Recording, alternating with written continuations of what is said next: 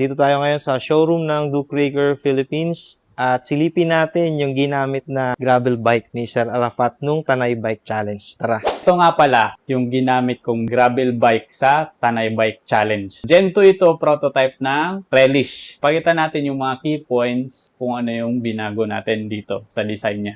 Unang-una, yung head tube niya. Malaki na siya. Wala na tayong badge kasi naka-embed na siya.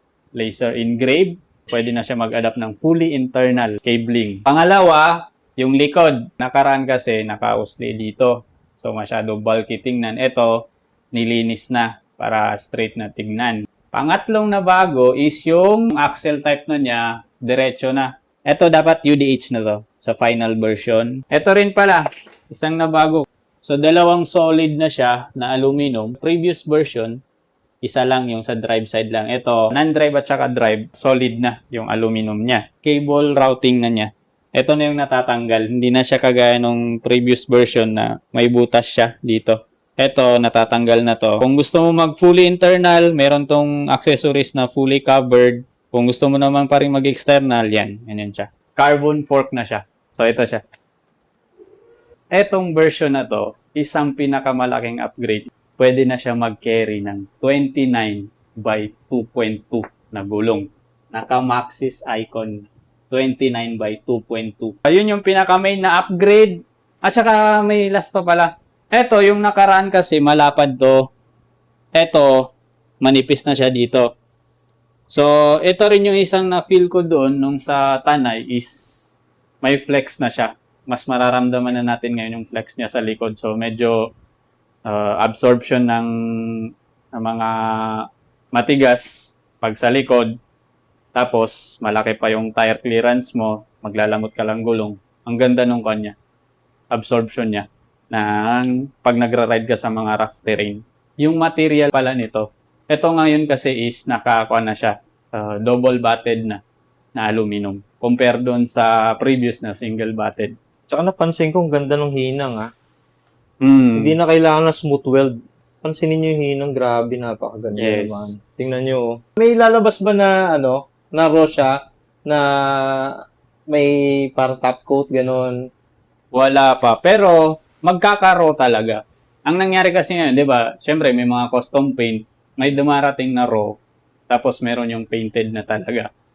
Actually, nung dun nga to sa Tanay, after finishing line, naka-display lang to doon. Akala nila titanium talaga to. Kasi para siyang yung color niya. yung color niya. Sabi niya, hindi, lang yan, prototype. Wala siyang pintura kasi prototype nga siya.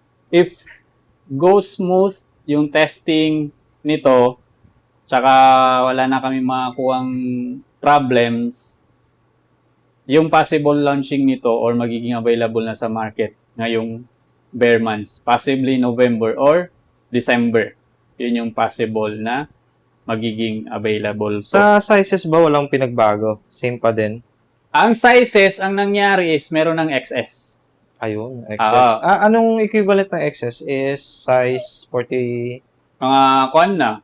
Siguro mga 44, 43. 43. So, much better kung 43, di ba? Possible nun is pang-kuan siya. Check pa namin yung geometry, pag tweaks nun sa geometry kasi yung dinevelop kasi natin nung nakaraan from prototype to Gen 1 is medyo matagal. So, check pa natin kung ano yung magagawa.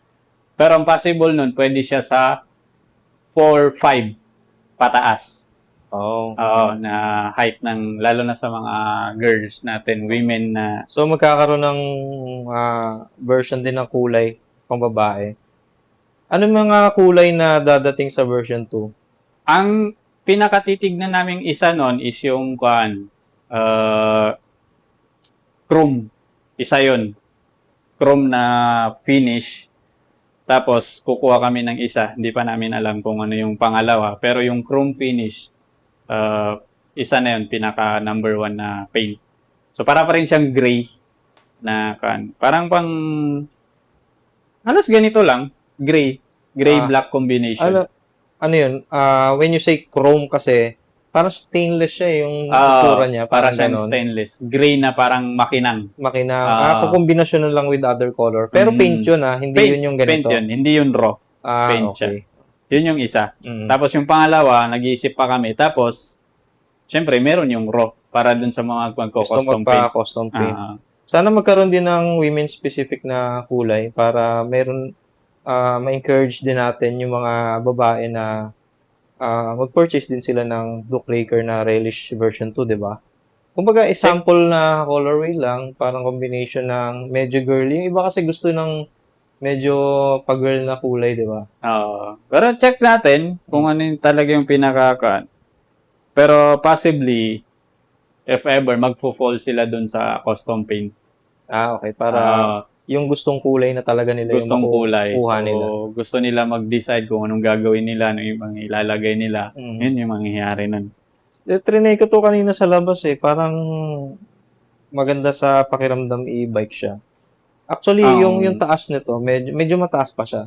Yung naramdaman ko. Kasi medyo masakit sa kamay Pag pag binaba yan, medyo okay na to. Hindi lang kasi binaba ng husto, no? For test lang talaga. Para medyo mahaba pa yung fork. Medyo mahaba yung fork. Kasi pag ibaba natin agad, carbon kasi. Oo nga medyo nakakainayang. Sayang sa naman. mounting points, may mga binago ba? Sa mounting points, same pa rin yung mounting points. Wala nang masyadong binago doon. Pero possible sa Pero final. parang tumaas siya, no? Oo, yung dito. Pero possible, magiging dalawa na lang to sa final version. Mas okay. Kasi normally naman yung mga nakikita ko na ganyan, dalawa lang sila. Tsaka tinry kasi namin, ako, sana dito ko ilalagay yung isang battle inuman ko. Ngayon, kasi nga, masyado nang tumatama sa akin, sa katawan ko. Kaya, tsaka nilalagay lang naman dyan is yung, di ba? Yung top tube bag. Isa kasing reason kaya tumatagal din yung mga natin, nilalabas, is yung ina-ISO test muna. Tama naman yun. Para for safety din naman talaga. Kung yung Apex natin is 150,000 cycles, yung Relish natin na Gen 2, 200,000 cycles, eto, 300,000. Grabe, no? Yes, so mas massive yung testing nito compare dun sa previous model. Actually, hindi pa napadala dito yung tinest ng ISO, but soon, pag dumating yun dito, pwede natin i-content, tapos makita natin kung may nasira ba o wala. Papakita natin yun kung ano yung nangyari after 300,000 cycles. Overall, more flex na ito, massive tire clearance, mas magaan. Parang wala ka nang hanapin sa isang gravel Nilagay na dito halos lahat. Natuwa ako dito. Kahit mag 45C ka, hindi siya ganun kabuka. Tapos, andito pa rin yung option for FD, no? FD. Ito. Nag-iba lang yung design na pansin ko. Nakapit-pit siya para sa Flix compliance. UDH ready na to sa final production. So, kung mga naka-SRAM dyan, pwede na siya. T-type, diretso. So, ayun guys, may aabangan na naman tayo this coming months, no?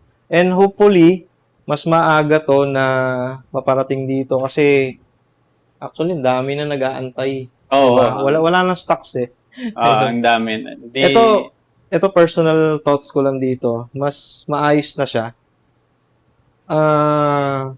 Pati ito yung nahabol ng iba Kasi yung iba gusto ng malaking gulong. May option sila na hindi lang 50C ang 2.2, di ba? Oo. Ang laki na nito, guys. 55. Para ka na nitong ang feel mo, naka-MTB. Tapos, sa dami ng mounting points din ito, ang dami mo rin malalagay talaga na kung ano-ano. Abangan na lang natin, mag-update naman kami kung kailan to parating. At, syempre, yun. As usual, papakita namin sa inyo kung ano yung kulay na dadating nitong version 2 ng Relish. Ayun, abangan nyo guys